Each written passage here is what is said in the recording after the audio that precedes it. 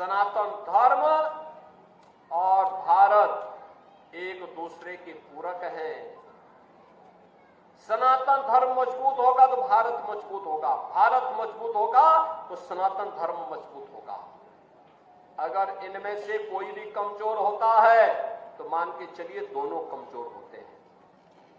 विरोधी हावी होंगे तो दोनों को कमजोर करने का प्रयास करेंगे।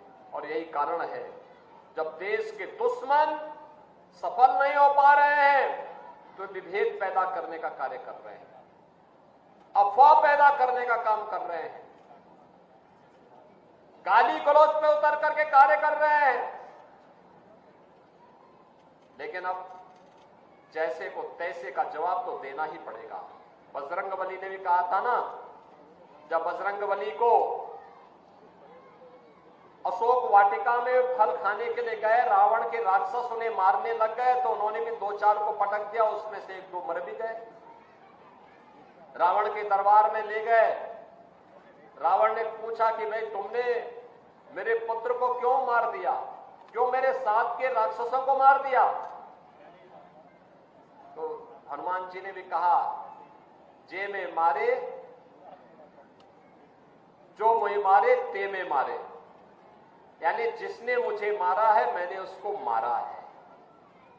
वो बेवजह मैं फल खा रहा था, अरे फल तो प्रकृति के द्वारा दिया गया, मैं उसको खा रहा था, भूख लगी थी, वो मुझे मारने लग गए, पत्थर मारने लग गए, तो जो पत्थर मारते थे मैंने भी उसको मार दिया। परिणाम क्या हुआ? वही मर गए, मैं जीवित हूं, आपके सामने हो। अब अगर आप भी कुछ करना चाहेंगे तो इसके बाद आगे भी होगा। तो रावण ने कहा कि मैं इसको पूंछ पे आग लगा दूं।